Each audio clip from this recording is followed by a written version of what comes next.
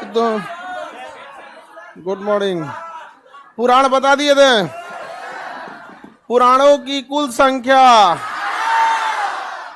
कितना? 18। पुराणों की कुल संख्या कितनी होती है? 18।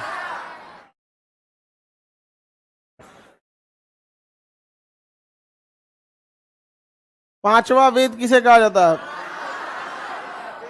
पुराणों को पांचवा वेद कहा जाता है। सारे पुराण को मिला देंगे तो पांचवा वेद की बराबरी करे। पुराणों में प्राचीन राजवंशों की जानकारी मिलती है। बताइए तो विष्णु पुराण में किस वंश की है? मत्स्य पुराण में 7 वाहन। वायु पुराण में बताइए वेद और वेदांग पढ़ाने वाले टीचर को उपाध्याय कहा जाता है। क्या कहा जाता है? उपाध्याय कहते हैं। किसी को कोई दिक्कत नहीं। अब देखते हैं हम लोग पुराणों की कुल संख्या कितनी थी? 18। इसके बाद देखते हैं हम लोग, बहुत इंपॉर्टेंट है, उपनिषद। क्या चीज? उपनिषद। उपनिषद की कुल संख्या 108, लेकिन 108 का मान्यता प्राप्त नहीं है, मान्यता प्राप्त 13। तो उपनिषद की कुल संख्या, टोटल उपनिषद, उपनिषद उपनिषद जो है 108 में से मान्यता प्राप्त कितने को? 13 को। सभी को मान्यता नहीं प्राप्त है। मतलब डिपेंड करता है कितने को पूरी तरह से उसका रिसर्च हो चुका है, उसका पूरे पार्ट मिल चुका है, तो उसी को हम लोग क्या कहेंगे? मान्यता प्राप्त कहेंगे। उपनिषद का अर्थ होता है गुरु के समीप बैठकर ज्ञान प्राप्त करना। गुरु के समीप बैठकर ज्ञान प्राप्त करना। किसी को दिक्कत? गुरु के समीप बैठ के ज्ञान प्राप्त करने की क्रिया को हम लोग उपनिषद कहते हैं। पहले तो लोग गुरु के समीप बैठ के ज्ञान प्राप्त करते थे। माइक थोड़े होता था कि दूर बैठ के ज्ञान प्राप्त कर लेगा। अभी वो दे दूर बैठ के इतना दूर ज्ञान प्राप्त किया किसी को पता नहीं है। आप समझ में? अभी हॉल नंबर ऊपर देखेंगे 1 में, उसमें 1500 का वो अपना पड़ रहा है। उधर 15 नंबर हॉल अभी नया लिया गया है, उसमें पूरा भरा हुआ है। बाकी वो नई बिल्डिंग के ऊपर 4 फ्लोर, इस पे पूरा लड़का भरा हुआ है। सब क्या है? ज्ञान प्राप्त कर रहा है। लेकिन उस समय जनसंख्या कम थी, इसलिए गुरु के समीप बैठ के ज्ञान प्राप्त कर सकते थे लोग। और उस समय का जो ज्ञान था वो एग्जाम निकालने के लिए थोड़ी था, वो रहस्यमय ज्ञान था। वेद पुराण मंत्र इत्यादि के उच्चारण में था। समझ में आ गया कि नहीं यार? तो उस समय का जो ज्ञान था वो रहस्यमय ज्ञान था। तो ऐसे कहा जाता है कि गुरु के समीप बैठकर रहस्यमय ज्ञान प्राप्त करना। गुरु के समीप बैठ के रहस्यमय, उस हिसाब से देखिएगा तो ये अगवा वाले 2-4 ठो है सब। ये सब क्या है? सब उपनिषद। हाँ, ये आप लोग क्या है? उपनिषद। आपका बड़ा बाल, कोई दिक्कत? तुम इतना डरा क्यों रहते हो? पूरा डरा रहता है बेचारा। हाँ, शांत रहता है, कोई बात नहीं, ठीक है, कोई दिक्कत नहीं ना। तुम लोग क्या देखती है? नींबू मिर्चा एक तो लड़का सबके वो टांग देना वहां पे, सुन रहे हो? वहां पे लाइन से। अच्छा, यहाँ पे। हाँ हाँ, यही बीचे में इसे टांग देने लगा। यहाँ पे जितना इधर से बुरा नजर जाएगा खटाक से वापस चल जाएगा। दीवार बना दे तो, लेकिन तुम लोग नजर लगाना नहीं छोड़ेगी लोग। दीवार बना दे, ठीक है। मारो तो बबनी उसको, बबनी एक लात मार उसको, इसे मार दो उसको। रास्ता का ही रोक के बैठ जाता है। मार दो बबनी उसको। बैच की लड़की सब सीधा साधा है, सब कुछ कुछ मिल जाएगी सब, ना तो मारियो देगी सब तुमको। बैठ जा रहा है उसके रास्ते में बैठ के। बर्लिन की दीवार बना देते हैं, सब मंजूर, लेकिन ये सब उससे अच्छा है कि तुम ही लोग सुधर जाओ। लेकिन ना, जहां देखेगी सब कोई लड़का पढ़ने में ठीक है, हे भगवान सब नजर गुजरे करे लग जाए। जो बर्लिन की दीवार टूट गया था, ये भी तोड़ देगी सब। बीच बीच में अघोरी बैठा दीजिए। अरे वो तो बहुत बाबा जो होता है, मणिकर्णिका घाट जाएंगे ना बनारस में, तो बहुत चीता के राख से अपने शरीर पे लगाते रहते हैं। उस सब लोगों को दुनियादारी से मतलब है, खत्म हो जाता है। तो हम लोग उपनिषद समझ गए। गुरु के समीप बैठ के ज्ञान प्राप्त करना उपनिषद। बताइए तो आप लोग उपनिषद में आएंगे? यानी अगर माइक उतार के पढ़ाए तो पासवे वाले को सुनाई देगा। तो उतार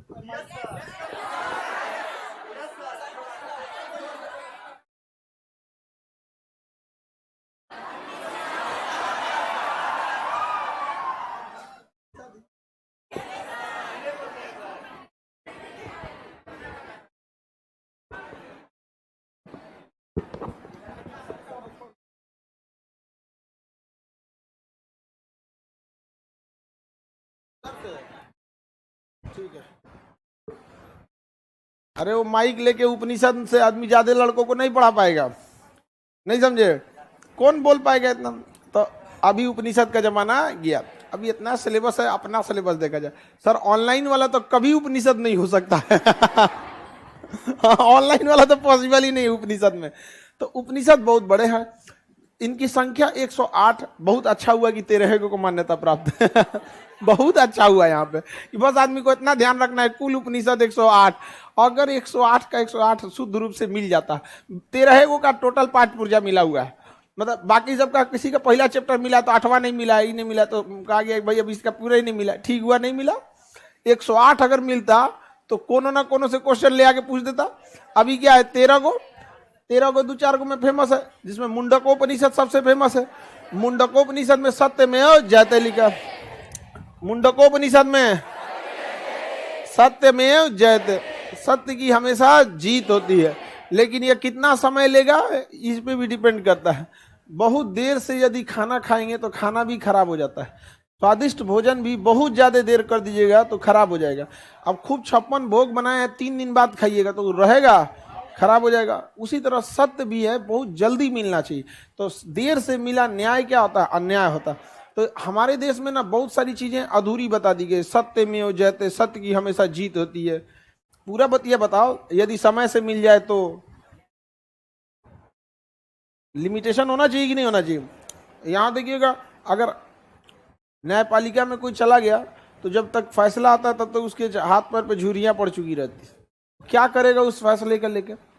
अब किसी के 1 कट्ठा खेत के लिए विवाद हो गया, सपोज कीजिए, जब तक फैसला आएगा ना, वो जितना का जमीन था उतना में पैसा झोंक चुका होगा वो, तारीख मुकदमा। और वकीलों का तो स्वर्ग कहा जाता है। 2-4 वकील लोग आजकल ऐसा काम कर रहे हैं, लोग उसको कानूनी दाव पेश पता है, बीच में अटका देगा। अब भारत के वकील कितने विद्वान हैं, आप इस बात का अंदाजा लगाइए कि निर्भया जैसे केस में इन्होंने 10 साल खींच दिया। निर्भया से भी भयानक केस होगा यहाँ पे। तो बात देखिए, बात इसकी नहीं है कि सही गलत क्या, बट इतना देखिए कि वकील सब कितना नॉलेज लेके बैठा है। तो वकील लोग इतना ना पढ़ लिया है ना कि जज को डेली 2 नियम बता देता है। जज साहब देखिए, आप नहीं पढ़े थे, देखिए यहाँ पे है ये वाला, देख लीजिए आप। बहुत ज्यादा दिक्कत हो जाए। तो मुंडकोपनिषद में किसकी चर्चा है? सत्य में हो जाए तो उसी में आप देखिए, पढ़िए, एक तो कठोपनिषद मिलेगा। मिला कठोपनिषद? बताइए, कठोपनिषद में यम और नचिकेता। कठोपनिषद में यम और नचिकेता, यम और नचिकेता 2 कहानियां हैं, यम की और नचिकेता की कहानियां हैं।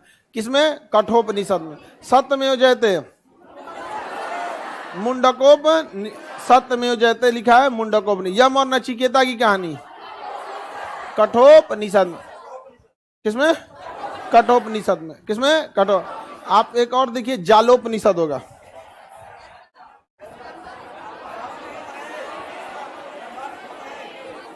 ब्रह्मा विष्णु महेश। मिला जालोपनिषद? तो ब्रह्मा विष्णु महेश जालोपनिषद नहीं मिला? इसमें तो 4 आश्रमों की भी चर्चा है। जैसे अभी आप लोग जो है ना, आप लोग अब सन्यासी जीवन में, अभी सन्यासी नहीं, आपका ब्रह्मचर्य में है। ब्रह्मचर्य के बाद आप जाएंगे गृहस्थ, गृहस्थ में। अभी आप किसमें है? गृहस्थ में। उसके बाद जाएंगे वानप्रस्थ, वानप्रस्थ के बाद चल जाएंगे सन्यासी। तो बताइए, मुंडकोपनिषद में सत्यमेव जयते, सत्यमेव जयते। कठोपनिषद में यम और नचिकेता। जालोपनिषद में ब्रह्मा विष्णु महेश, त्रिमूर्ति की चर्चा है और जीवन के 4 खंड की चर्चा है। 5 वर्ष तक आप बालक रहते हैं, उसके बाद अगला 25 साल तक आप ब्रह्मचर्य रहते हैं, ज्ञान अर्जित करते हैं, फिर उसके बाद 25 साल तक आप गृहस्थ में रहते हैं, फिर 25 साल वानप्रस्थ में रहते हैं, उसके बाद सन्यासी हो जाते हैं। इसमें जालोपनिषद समझ में आ गया कि नहीं आ गया? कठोपनिषद समझ में आ गया कि नहीं आ गया? मुंडकोपनिषद समझ में आ गया? किसी को दिक्कत मुंडकोपनिषद में? अब देखेंगे श्वेता स्वरूपनिषद लिखा है, आपने नहीं लिखा है श्वेता स्वरूपनिषद? क्या लिखा है? श्वेता स्वरूपनिषद। सबको मिल गया?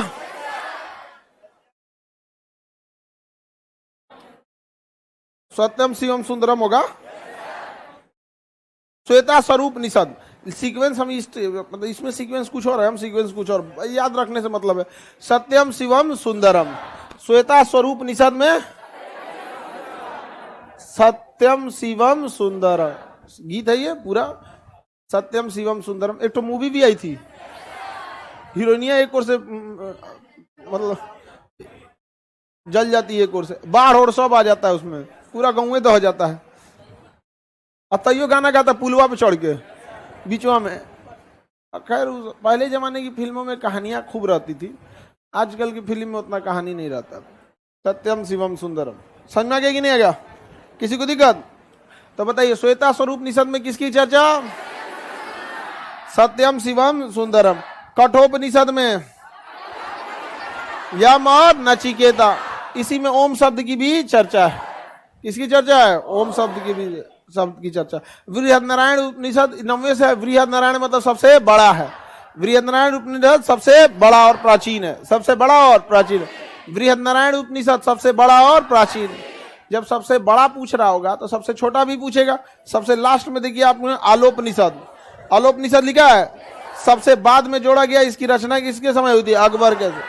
सबसे बाद में आलोपनिषद, सबसे बाद में आलोपनिषद, सबसे पहला बृहदनारायण उपनिषद, सबसे बड़ा बृहदनारायण उपनिषद, सबसे बड़ा बृहदनारायण उपनिषद, सबसे बाद में आलोपनिषद।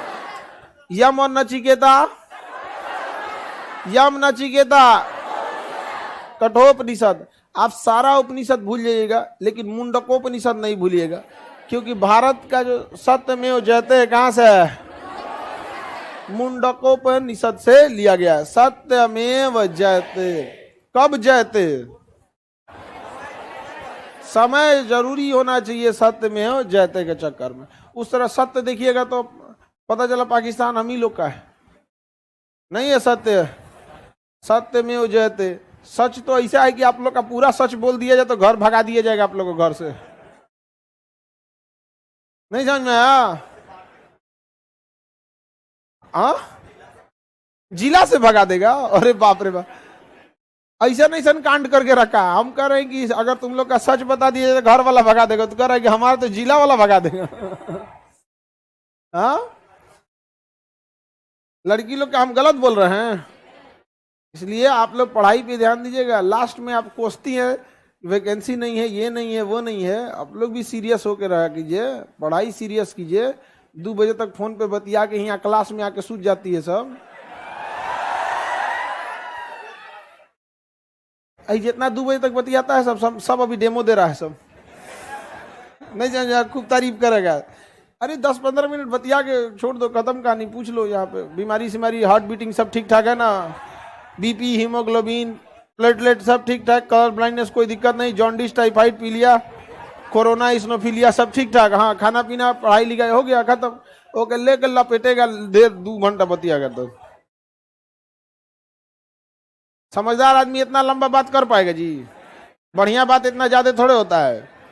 आप लोग अपना समय बर्बाद ना करें, समझ में आ गया? इस सब के लिए सरकार आपको समय देती है। जब आपका जॉब हो जाता है ना, तो ज्वाइनिंग में 3-4 महीना का टाइम होता है। किस लिए दिया जाता है? समझ में आ रहा है? हाँ हाँ, सब कुछ फाइनल हो जाएगा, आपको सब कुछ हो जाएगा, लेकिन फिर 3-4 महीना क्या देगा? टाइम देगा। क्योंकि इस 3-4 महीना में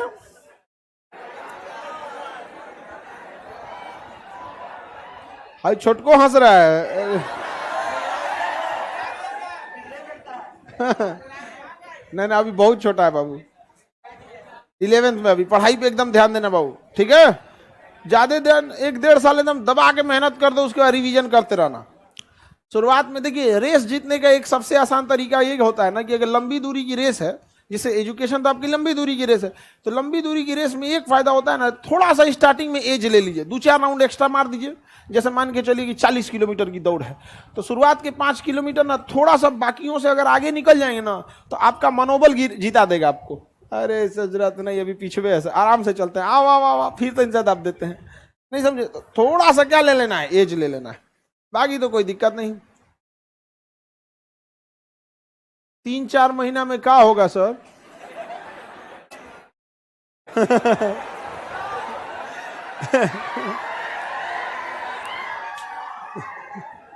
ये बेचारा पक्का काला लड़का होगा। ये 3-4 साल में लात खाया होगा कई जगह, जहां जहां जाता होगा लात खाता। ज्वाइनिंग के बाद इतना दिक्कत नहीं होता है, ज्वाइनिंग के बाद टेंशन ही नहीं है। अरे उस पे बस आप लोग को ऐसे सटा लेना, हमारा ज्वाइनिंग है, टू लेट, जगह खाली है, ऐसे साट देना है, आप कोई दिक्कत नहीं होगा। बस जाके पूछ देना ना, हमारा ट्रेनिंग के लिए ना लबासना बुलाया है, देखो ना यहाँ पे कहाँ है, ये उत्तराखंड में, मसूरी, नहीं समझ, देखिए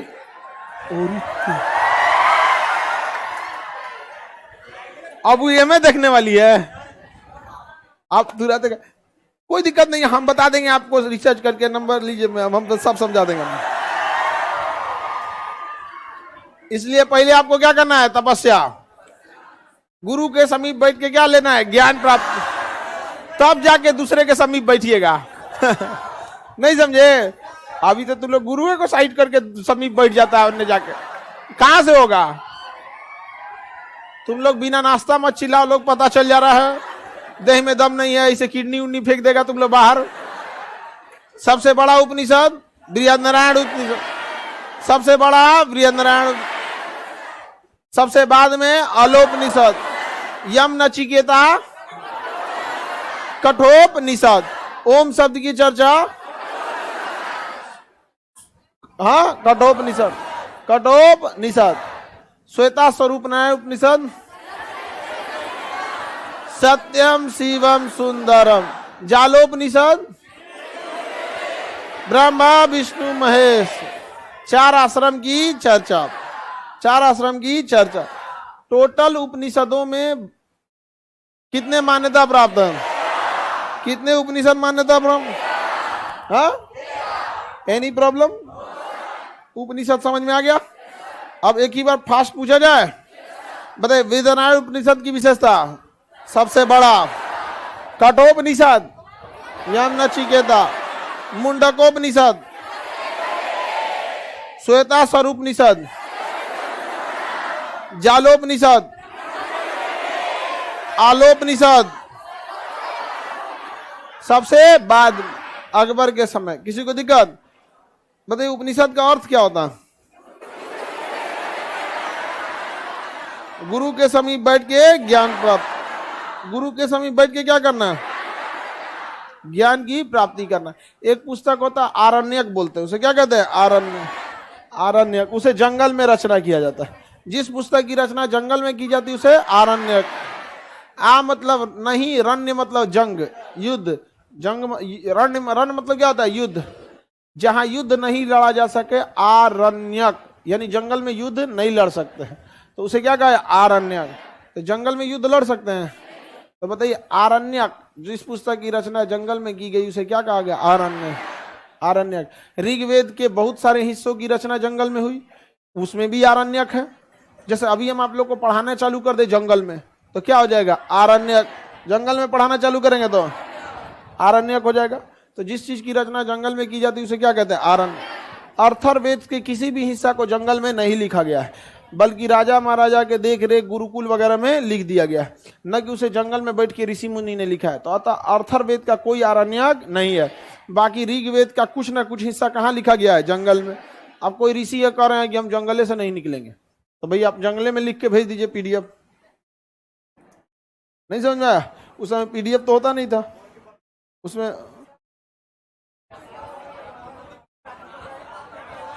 हाँ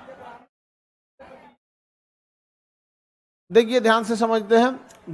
देखिए उपनिषद वगैरह जो है इसमें गुरु के समीप बैठ के ज्ञान प्राप्त करना था। यहाँ पे इसमें पहले ना ब्राह्मण के पास क्या रहती थी, शिक्षा रहती थी।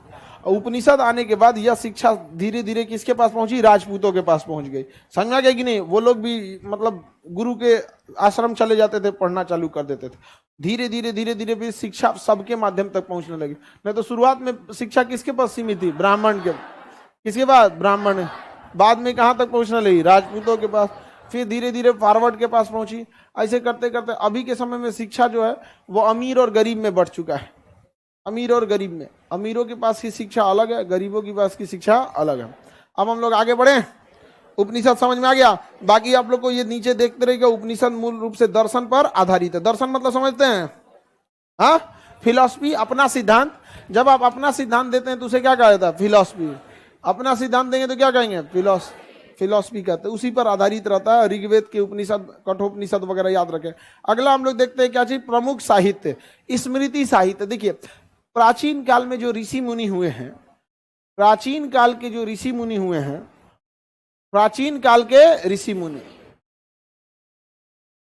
चलिए समझिए, प्राचीन काल के ऋषि मुनि जो अपना साहित्य दे के गए हैं उसे क्या कहा गया है, स्मृति साहित्य। प्राचीन काल के ऋषि मुनि ने जो साहित्य दिया है उसे क्या कहा गया, स्मृति साहित्य। प्राचीन काल के ऋषि मुनि जो साहित्य देते उसे क्या कहा गया, स्मृति साहित्य। कोई दिक्कत है? स्मृति साहित्य में एक याज्ञवल्क्य स्मृति है। याज्ञवल्क्य स्मृति में कहा गया है कि व्यक्ति को खुश रहना चाहिए, भले कर्जा लेके खुश रहे लेकिन खुश रहना चाहिए। मतलब व्यक्ति को हमेशा क्या रहना चाहिए, खुश रह। ये बताओ, कर्जा लेके खुश रह पाइएगा? लेकिन उस समय हो सकता था कि कर्जा लेने के बाद लोग छोड़ देते थे। आज कर्जा ले लीजिएगा, नहीं दीजिएगा तो लोग ओरहन देने लगेंगे। और कुछ लोग तो कर्जा लेने के बाद देवे नहीं करता है। सब समझ में आ गया कि नहीं आ गया? इधर उधर बचने लगता है सब। यहाँ पे कुछ होता है सब यहाँ पे, और अपने को बहुत होशियारे समझता है सब। देखिए जिसको आदत लग गई ना कर्जा लेने की, वो कभी आगे नहीं जाएगा।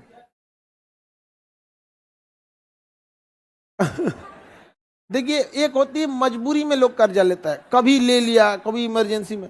आप अपने आसपास में देखिए कुछ शौकिया होता है सब, है। और हम बिहार में क्या है ना, कर्जा को, लोन को लोग इनकम समझ जाता है। अरे भाई वो लोन है, लोन मतलब जिम्मेदारी लौटाना है, इनकम नहीं है। तो कर्जा लेके आएगा उसको लगेगा बहुत बड़ा इनकम हो गया। आप तो थोड़ा ये सब चीजें आजकल तो कोई एप्लीकेशन आ गया है कर्जा देने वाला, उसके चक्कर में कई लोग सुसाइड कर लिए। लोग होता है बेचारा कभी कभी ये लोग। याज्ञवल्क्य स्मृति साहित्य में कई बातें हैं। याज्ञवल्क्य स्मृति साहित्य में किसकी चर्चा है, मतलब व्यक्ति को खुश रहने है, सुखी रहो एकदम, चाहे जैसे खुश रहना है। कर्जे लेके घी पियो लेकिन क्या रहो, खुश रहो, एकदम ठीक ठाक से रहो, ज्यादा शरीर को टेंशन देने की जरूरत नहीं है। तो अलग अलग ऋषि लोग आए, अपना अपना सिद्धांत देके चल गए। स्मृति साहित्य में सबसे प्रमुख स्मृति साहित्य मनु स्मृति। इस मनु स्मृति को किसने लिखा, मनु ने लिखा। यह कानून के संबंधित पहली पुस्तक थी। कौन सी पुस्तक, मनु स्मृति। मनु स्मृति में सारा नियम कानून कहा गया है। मनु स्मृति में ज्यादा अधिकार बड़े जाति के लोगों को दिया गया है, छोटी जाति के लोगों को कोई अधिकार इसमें विशेष नहीं है, महिलाओं को भी अधिकार नहीं है। इसलिए देखिएगा बहुत सारे ऐसे लोग हैं जो मनु स्मृति का विरोध करते हैं। समझ में आ गया कि नहीं आ गया? भारत में जाति व्यवस्था अच्छी चीज नहीं है, लेकिन ये घर कर चुका है जाति व्यवस्था। समझ में आ गया कि नहीं आ गया? लोग भले कह दे कि जाति व्यवस्था खत्म हो गई, जाति व्यवस्था का ये दिखाने के लिए खत्म हो गई। एक ऊंचे जात का व्यक्ति नीचे जात के व्यक्ति से शादी करना नहीं चाहता क्योंकि उसको हीन समझता है। ये गलत बात है। आप किसी भी जाति के रहेंगे, आपका शिक्षा किस माहौल में है। लोग शिक्षा को समझते हैं नहीं, गरीबी। देखिए गरीबी अपने साथ 10-15 बीमारी एक्स्ट्रा लेके आती है। जैसे किसी का पैर तोड़ दीजिए तो दिखेगा कि पैर टूटा है, अब उसमें कैल्शियम की कमी हो जाएगा, टेढ़ होके चलेगा, बुखार लग जाएगा, उसको दर्द होगा। ये दर्द, बुखार, कैल्शियम की कमी, पैर में सूजन, ये सब फ्री में है। मेन बीमारी क्या है, पैर टूट गया उसका। उसी तरह गरीबी ऐसी बीमारी है ना कि एक बार अगर आपके घर में घुस गया ना तो फिर आपको हर तरफ से नाश देगा, आपको हर ओर से नाश देगा। सबसे पहले आपका रिश्तेदार वगैरह आपसे कन्नी कटा लेगा, फिर आपको लगने लगेगा पूरी दुनिया है मतलबी है, ये है वो है। फिर आपको धीरे धीरे समाज से कटिएगा, शिक्षा से कटिएगा, फिर आपको कोई रोक टोक करने वाला नहीं रहेगा, आपकी पूरी टोली उसी टाइप की बन जाएगी। फिर आपको धीरे धीरे आप समाज से कट जाएंगे तो अच्छे जगह पे नहीं पहुंच पाएंगे। फिर छोटे मोटे जगह पे आपके बाल बच्चे रहेंगे, वो खैनी बनाना सीखेगा, दारू पीना सीखेगा, गुटखा खाना सीखेगा, यही सब सीखेगा यहाँ पे। अच्छे स्कूल में आपका दाखिला नहीं होगा, फिर स्कूल में भी देखेंगे सरकारी स्कूल में चल जाएंगे, मास्टर महीना में 4 दिन आएंगे 4 दिन आएंगे। तो एजुकेशन बहुत बड़ी चीज होती है। यानी एजुकेशन मतलब ओवरऑल देखेंगे तो पैसा, आप देखिएगा अमीर इंसान चाहे जिस जाति का हो उसका लाइफ स्टाइल एक जैसा रहता है। समझ में आएगी नहीं आ गया? अब शाहरुख खान और अक्षय कुमार दोनों अमीर है, दोनों की जाति और धर्म अलग है, बट लाइफ स्टाइल सेम है। अब कोई बेचारा सब्जी बेच रहा है, वो चाहे मुस्लिम है चाहे हिंदू है, चाहे बड़े जात का है चाहे छोटे जात का है, उसका लाइफ स्टाइल सेम हो जाएगा। यहाँ पे क्या सोचते हैं, क्या अलग हो जाएगा? नहीं होगा यहाँ पर। तो गरीबी और अमीरी, भारत में 2 ही जाति है, एक गरीबों की है और एक अमीरों की है। गरीबों की अपनी समस्या है, अमीरों की अपनी समस्या। अमीर सोचता है सड़क खाली मिले धड़धड़ा के 4 व्हीलर लेके निकल जाए, गरीब सोचता है कि इतना बिजी सड़क क्या भाई, बड़का गाड़ी लेके घुसला भी ना क्या जरूरत था। दोनों एक दूसरे को नहीं समझते हैं कि भाई गड़िया लेके नहीं जाएगा तो उड़ के जाएगा। तो सबकी अलग अलग समस्या है। तो ऐसा नहीं है कि आप किसी जाति के हैं तो आप श्रेष्ठ हो जाएंगे। आप अगर अमीर हैं, अब अक्सर देखिएगा शुरुआत में क्या था, बड़ी जाति के पास ही जमीन थी तो खेती उन्हीं के पास हो जाती थी, जमींदारी उन्हीं के पास हो जाती थी, शिक्षा उन्हीं के पास हो जाती थी। तो एक खानदानी दर खानदानी उनके पास क्या हो जाता था, पैसा आते जाता था। समझ में आ गया कि नहीं आ गया? लेकिन बाद में जब देश आज़ाद हुआ तो धीरे धीरे डिसेंट्रलाइजेशन हुआ। अभी पढ़ाई लिखाई कर रहे हैं, अब आप किसी भी जाति के हों, लेकिन थोड़ा एक बार पोस्ट पे पहुंच जाएंगे सब जाति निकाल देगा नीचे। यहाँ पे कई बार जाति की लड़ाई हो जाती है। एक बार हुआ था कि मतलब कुछ हाई कास्ट वाले लोग लो कास्ट के किसी लोगों को मार दिए थे लोग, इत्तेफाक से उस एरिया का जो एसपी था ना वो भी शेड्यूल कास्ट से था। अब नाप दिया, वो बढ़िया से नाप दिया, अच्छा किया। आप किसी को गलती के लिए सजा दीजिए, उसकी जाति मजहब के नाम पे क्यों सजा दे देते हैं? किसी को परिवार चुनने का अधिकार थोड़े होता है कि हम किस परिवार में जन्म लेंगे, किस जाति में जन्म लेंगे, ये उसका अधिकार नहीं है। अगर कोई अपराध किया है, चोरी डकैती किया है, किसी का घर लूट लिया है, सजा दो ना यार, जो सजा देना है दे दो, मंजूर है। उस समय अच्छा भी लगता है, मारो को कभी कभी। अब दामिनी के हत्यारों को लोग सड़किया पे फांसी दे देता तो सोचो हम भी जाते हैं, हम और रस्सी खींच दो, नहीं चल जाता आदमी। लेकिन किसी को जाति की वजह से मार देता है, वो थोड़ा सा क्या होता है, खराब लगता है। तो मनुस्मृति का बहुत जगह क्या हो जाता है, विरोध होता है, क्योंकि इन्होंने ना शिक्षा को किसी जाति तक ही क्या कर दिया था, सीमित कर दिया था। शिक्षा को किसी जाति तक सीमित नहीं करनी चाहिए। समझ में आ गया कि नहीं आ गया? और जितने जाति के लोग हैं जिन्हें अगर आपको कोई जाति समझ के हीन बोलता है तो आप अपने नाम के आगे वही टाइटल लगा लीजिए जिसका बहुत ज्यादा वर्चस्व है। टाइटल लगाने पर तो कोई रोक टोक नहीं है। आपकी जाति आपके नाम के बाद के टाइटले पे दिखती है ना, तो आप जहां पढ़ रहे हैं टाइटल लगा दीजिए अलगे टाइप के हैं। समझ में आ गया कि नहीं आ गया? कुछ लगा दीजिए, कोई दिक्कत नहीं है, जब तक आप सक्सेस नहीं हुए हैं। एक बार सक्सेस हो गए तो अपनी जाति पे ही रहिएगा, कभी इस विरोध मतलब अपनी जाति पे नहीं होना चाहिए। लेकिन समाज में भी आपको रहना है, सब चीज देख के चलते रहना है। यहाँ पे आगे बढ़े तो याज्ञवल्क्य स्मृति का कोई खास चर्चा तो है नहीं, लेकिन मनुस्मृति की बहुत चर्चा है। समझ में आ गया कि नहीं आ गया? मनुस्मृति में कहा गया है कि जीवन को 16 संस्कारों में बांटा गया है। जब कोई बच्चा अपनी माँ की पेट में आता है तो उसे गर्भधारण संस्कार कहते हैं, उसे पहला संस्कार कहते हैं। जब माँ के पेट में आता है तो क्या हो जाता है, गर्भधारण संस्कार। और हर संस्कार का मनुस्मृति में चर्चा है कि अगर माँ के पेट में है तो माँ को कौन सा मंत्र पढ़ना चाहिए, क्या क्या करना चाहिए, ये सब चीजों की चर्चा है। ऐसे 16 संस्कार की चर्चा है। तो ये बताओ, हम 16 संस्कार पढ़ाएंगे आपको। ऐसे ही जब बच्चा जन्म लेता है तो उसका एक अलग संस्कार है, जनेऊ होता है तो उसका एक अलग संस्कार है। अब देखो बताओ, जनेऊ तो सबका होगा नहीं, अरे ब्राह्मण लोगों का ना जनेऊ होगा। अब बताइए कोई अगर शूद्र जाति का है उसका जनेऊ होता है कि नहीं? मतलब SC ST का जनेऊ होता है? अब बताइए, उसका तो एगो संस्कार है, जनेऊ एगो संस्कार है, उसके मुंह रोक लगा दिया गया। तो अंतिम संस्कार जो होता है उसे कहते हैं दाह संस्कार। दाह संस्कार को क्या कहा? अंतिम संस्कार। तो अंतिम संस्कार कौन सा संस्कार है? 16वां। तो टोटल कितने संस्कार है? कितने संस्कार है? 16 संस्कार है। कितने संस्कार है? 16। गर्भधारण चौथा संस्कार है, पहला, और दाह संस्कार 16वां। तो आप उसे 16वां कहिए या अंतिम संस्कार कहिए। तो सुनते होंगे लोग कि कहते हैं अब इनका अंतिम संस्कार है, सुने हैं कि 16वां संस्कार है। 16वां बोलता तो एगो जीके का क्वेश्चन सॉल्व हो जाता। ये टोटल कितने संस्कार? 16 संस्कार है। आगे बढ़ जाएं तो बताइए ध्यान से, मनु स्मृति में कितने संस्कार की चर्चा? 36 स्मृति साहित्य में सबसे प्रमुख स्मृति साहित्य कौन सा है? मनु स्मृति। किसमें? मनु स्मृति। मनु स्मृति में है यहाँ पे। इसमें विवाह के लिए पुरुष की आयु 25 साल तथा लड़की की आयु 12 साल। पुरुष का 25, लड़की आधा का अंतर। अभी सारे लोग को साइड कीजिए, भारत का संविधान रहेगा। लड़की के लिए आयु कितनी निर्धारित कर दी गई? वर्तमान में 21 साल। लेकिन दिक्कत यह है कि अगर कोई 21 साल से पहले भी शादी कर लेता है तो उसे सजा का कोई प्रावधान नहीं है। लेकिन चीजों को समझिए, डायरेक्ट सजा का प्रावधान नहीं किया जाता है। पहले एक बार लोगों को आदत लगाया जाता है, धीरे धीरे धीरे धीरे हो जाएगा तो 21 साल। अब एक बात बताइए, कोई लड़की 15-16 साल की है, उसकी शादी कर देंगे, उसको क्या समझ में आएगा? परिवार को क्या संभाल पाएगी वहां पर? अब अपने खुदे लड़की है, उन्हें बाल बच्चा उसका हो जाएगा। अब वही ससुराले के काम में लग जाएगी, नाश्ता बनाओ, झाड़ू पोछा करो, खाना बनाओ, ये सब में उसी में 21-22 साल है। एक तो भारत वाले को नहीं समझ में आता है, ये युवा अवस्था की अंतिम पीढ़ी समझ जाता है। 25 साल हुआ नहीं कि मैंने गरियाना चालू कर दे, उनका बेटिया का तो ब्याह नहीं लग रहा है। अरे वो नहीं कर रही होगी, पढ़ाई कर रही होगी, तुम कौन होता है रे बोलने वाला? नहीं समझा? गांव में देखिएगा ना, यहाँ पे लड़की लोग अगर आप लोग से कोई कहे कि उनकी बेटी की शादी नहीं लग रहा है तो कहिएगा कि उस लायक लड़का ही नहीं मिल रहा है। नहीं समझ में आया? डिप्लोमेटिक ऐसा बोलिए ना कि ना घोटल जाए ना थूकल जाए। समझ में आ रहा है कि नहीं आ रहा? देखिए, आप वैसे लोगों से बचिए जो आपकी तारीफ करके आपको बिना मतलब खुश रखता है।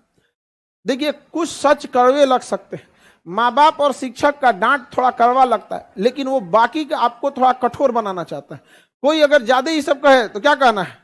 लड़के नहीं मिल रहा है उस लायक आपके नजर में है तो बताइए, हम इंटरव्यू लेंगे। नहीं समझ में आएगा? सुने के दहल जा, गरीब भाई साहब ये तो कौन लड़की है यहाँ पे, लड़के की योग्यता नहीं। अजब हाल है, 25 साल का हुआ, कोनो आके माने कोनो आके एगो रिश्ता देके बता के चल जाता है कोनो। नहीं समझ आया? अजब अजब टाइप का हो जाता है। कोनो आता है आप फ्री में सलाह देकर। ऐसा रिश्तेदार आता है सब कि उन रिश्तेदारों से इंसान सलाह लेके बियाह करने से अच्छा है कि घरे में कुंवारे बैठ जाए। कुछ रिश्तेदार होता है ऐसा, जानता है कि लड़का गड़बड़ है, उसी से करा देगा, जानबूझ के कि आपकी बेटिया का हमेशा के लिए जीवन खराब कर देगा। ऐसा होता है ऐसा बहुत बार। तो कुछ ऐसा कोनो आके सलाह दे देगा, सर जीवन में कुछ ही नहीं किया तो लड़का ठीक है। अरे तुम खुद ठीक नहीं है, तुम्हारे द्वारा खोजा हुआ लड़का कैसे ठीक हो सकता है? नहीं समझ में? अपने से सोच के देखिए, सपोज अगर हम अगर किसी लड़का को कहते हैं कि भाई ये लड़का ठीक है, इट मीन्स हम उसको स्टैंडर्ड देखें, क्योंकि हम बहुत बड़ी दुनिया देख रहे हैं। उस हिसाब से सोचो, तुम कुआं का मेढक है, गांव से बाहर कभी निकला नहीं, तुम्हारे नजर में कहता है कि लड़का ठीक है, तुम दुनिया कितना देखा है? नहीं समझ में आया? एक से एक रहता है सब। तो एक तो भारत में है ना कि 25 साल फिक्स कर दिया है यहाँ पे। समझा गया कि नहीं? ये एक बहुत बड़ी बाधा है। जीवन का सबसे महत्वपूर्ण समय होता है 20 साल से 28 साल के बीच में, सबसे महत्वपूर्ण समय। क्योंकि 20 साल से पहले ना आप अभी सीख ही रहे होते हैं। समझा? ग्रेजुएशन और ये अलग बात है, आप अभी सीख रहे होते हैं। 20 के बाद धीरे धीरे घर वाले आपको क्या करते हैं? छूट देते हैं, फिर आप कुछ करना चाहते हैं। तो 20 से 28 आपके जीवन का सबसे स्वर्ण काल है। उस समय आप जो चाहे करना चाहे। वही समय लड़की सबका बियाह करा के झुंझुना देते थे।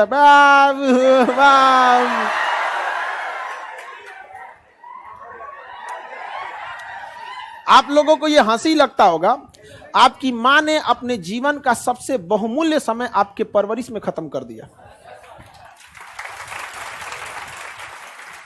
अब देखिए, आपकी माता पिता मतलब अब आप लोग का ये एज है तो उस समय ब्याह शादी हुआ होगा 90 से सन 2000 के बीच वाला, वो समय में आपके माता पिता का शादी हुआ होगा। उस समय में और लड़कियों की शादियां पहले हो जाती थी, बोझ लगने लगती थी लड़की सबका। यहाँ पे खाना वाना बनाना सीख गई, घर वाले, मैं पढ़ाने लगा ना, छोड़ो ना, पहले ही पूछना चालू करते।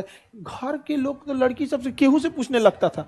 कोई पता चला सब्जी बेचने आया है, कोई लड़का अच्छा हो तो बोलिएगा, अरे यार उससे सब्जी खरीदो भेजो उसको, यहाँ पे ओकरों से पूछने लगते हैं लोग। ये कोई बात है? लड़कियां बोझ थोड़ी है। और आप लोग भी पढ़ लिख के आगे बढ़िए ताकि माँ बाप को ऐसा ना लगे कि बोझ है यहाँ पे। होता है कभी कभी। तो ये लड़की सब में होता है, अपने जीवन का सबसे बहुमूल्य समय बच्चे के परवरिश में दे देती है, और लड़का अपने जीवन का बहुमूल्य समय अपने विकास पे लगाता है, तो लड़का आगे चला गया। और महिला जो होती है अपने बच्चे को बहुमूल्य समय लगा देती है, इसलिए उसका बाल बच्चा आगे चला जाता है। आप जहां तक पहुंचिएगा देखिएगा आपके पिता से ज्यादा आपके माता का योगदान होगा। पिता को फुर्सत कहाँ है, पिता को कहाँ फुर्सत, वो अपने में भुलाई रहते हैं। यहाँ पर होता ना कौन के कितना फुर्सत रहता है पापा को यहाँ पर। नहीं जा, हमारे पापा कभी पूछते थे अभी किस क्लास में हो, मतलब सिलेबस गया भाड़ में, मतलब सीधे क्लास टू क्लास, नहीं समझाएगा। तो अब माँ बाप को सब, तो इसमें बच्ची लड़कियों के लिए शादी की एज कितना रख दिया, 12 साल। अभी वर्तमान में कितना है, 21, वर्तमान में 21 साल। समझ में आ रहा है कि नहीं आ रहा है किसी को दिक्कत। और लड़की लोगों को भी समझना चाहिए कि मेन रीजन क्या है कि लोग आपको नहीं पढ़ने देता है। ये एक वास्तविकता है कि समाज आपको पढ़ने नहीं देता है, लेकिन कभी गौर किए हैं कि आपको क्यों नहीं पढ़ने देता है? कुछ ना कुछ तो रीजन होगा। 2-4 गो लड़कियां पढ़ के गई सब ना, तो बिना मतलब कहती से मैं पढ़ी लिखी हूं। आप किसी लड़का के मुंह से ये शायद ही सुनिएगा कि कोई लड़का कहेगा मैं पढ़ा लिखा हूं, बोलबे नहीं करेगा। उसको पता है कि हाँ ओकरा से देर देर पढ़ल लिखल सड़क पे घूम रहा है, उसका हिम्मत नहीं करेगा ये बतिया बोलने का। लेकिन लड़की लोग, आप लोग सुनिए, ऐसा बहुत बार सुनती होंगी, एक घर में 2 गो बहू है ना, एगो पढ़ी लिखी एगो नहीं पढ़ी लिखी, ताना देगी मैं पढ़ी लिखी हूँ, मैं पढ़ी लिखी। कौन सी पढ़ी लिखी है रे, आओ तो ऑप्शनल सब्जेक्ट से एगो सवाल पूछते हैं, आओ बस। एगो हमारे मोहल्ला में ऐसे ही बार बार ताना देती थी, वो बेचारे हमसे आगे परेशान थे। बताइए हम तो परेशान हो। हम क्या कहती है, पढ़े लिखे हैं। हम पीजी में कौन सब्जेक्ट था, करिए हिस्ट्री। हम क्या आओ चाय पीने के लिए चाय ऑप्शनल में पीजी में कौन सा सब्जेक्ट था आपका? वो तो एक गो सब्जेक्ट होता है पीजी में। अब एगो तो कैसे लोग पीजी पास करते हैं आप सबको पता है गैस वगैरह से। 2-4 गो में बेचारी का बताइए नहीं पाई, बहाना बना के खाना बनाने चल गई। अभी हम जाएंगे ना तो वो पहले ही से बीमार पड़ जाएगी, कहीं तबीयत ठीक नहीं है, ये नहीं है, सब पढ़ा लिखल निकल जाता है। आप पढ़े लिखे हैं तो अपने पास रखिए ना। तो ये चीज को समझिएगा। गांव के लोगों को ऐसा लगता है कि लड़की को पढ़ा लिखा देंगे ना तो ये मतलब थोड़ा सा संस्कारें खत्म हो जाएगी। ये नहीं होना चाहिए। देखिए आप मॉडर्न बनिए, वेस्टर्न नहीं, समझा ना, मॉडर्न बनिए, जितना मॉडर्न हो सकते हैं उतना मॉडर्न बनिए, वेस्टर्न नहीं बनिए। समझा रहा है कि नहीं आ गया? तो घर वाले वही लगता है यहाँ पे। और आपको वेस्टर्न वाले क्या करते हैं, वेस्टर्न बनाते हैं और कहते क्या है, मॉडर्न बना रहे हैं। तो ये सब थोड़ी गांव की रूढ़िवादी विचार है। यहाँ पे यहाँ से लड़की जाएगी सब तो घरे यहाँ कपार पे चश्मा लटका के चल जाएगी सब। ऐसा कई गो रहती है सब, देखिएगा ना। हाँ, वो फाटल कपड़ा पहन के चल जाएगी गांव में, तो गांव वाला पढ़ाएगा नहीं। तो तुमको फाटल कपड़ा दिख रहा है, अपना करियर नहीं दिख रहा है। गांव में जाओ तो और एकदम सीधा उधा हो जा, कंबल ओढ़ ले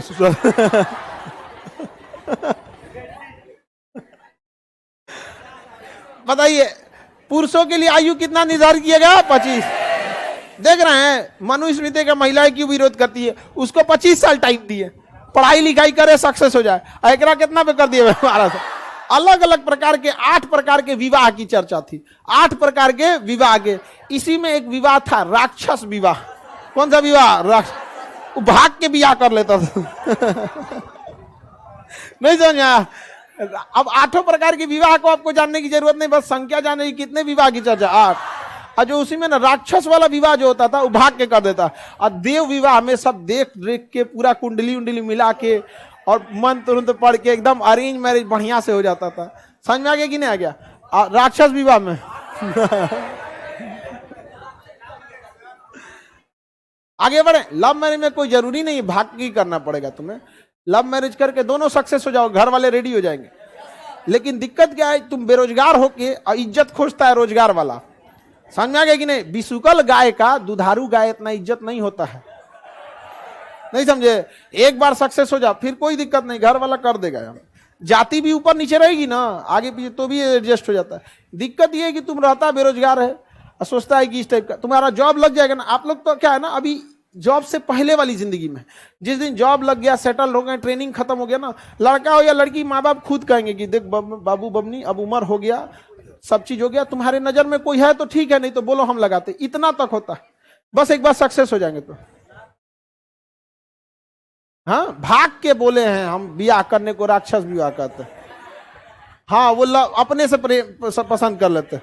हाँ, तो पंडित जी है नहीं आगे बढ़ जाए। तो आप लोगों को पहले क्या लेना है, जॉब, सेटल्ड हो जाइएगा। आपको हम कहते हैं ना, माँ बाप आपसे पक्का पूछेंगे, समझ में आ गया कि नहीं। अरे कई ठोका तो हम लोग बियाह शादी लगा दिए कि ए बबुआ थोड़ा बियाह, तू कह रहा है कि सर घर वाला कह रहा है कि शादी होता है बहुत बार ऐसे में। अब कोई अधिकारी बन गया, उसका टाइम में फुर्सत नहीं है यहाँ, हम लोग भी कह देते ठीक है सेटल हो जाओ। अब माँ बाप और शिक्षक क्या चाहेगा, आप अपने जीवन में खुश रहिए, अपने जहां रहना है खुश रहिए। आपके सफलता से हमारा खूब से खूब 1 किलो लड्डू मिठाई मिलने वाला, और ये बुढ़ौती में हम 1 किलो मिठाई खाएंगे। बस हम एगो खा लेते हैं कि हाँ हम इसको इतना पढ़ाए थे, कहियो का ना कहियो पिटबो किए होंगे, कबो बकलोल बोले होंगे, कुछ नहीं, बस एक तो खा लेते हैं। आप बाकी कौन चीज आपके सफलता से हमको मिलने वाला है, क्या मिलेगा। हाँ, खुशी मिलेगी आप लोग की सफलता से, नहीं समझ में आया। बुढ़ापा में एकदम देखेंगे कि अच्छा ई जिला में 150-200 अपने अधिकारी है, सब कर्मचारी अधिकारी सब लेके, और उसके बाद बुढ़ौती में बैठेंगे तो देखेंगे अच्छा ये कौने बैच का था, 2023 बैच का था, बकलोलवा थे आप। अब 2-4 साल बाद हम लोग थोड़े पढ़ा पाएंगे हम।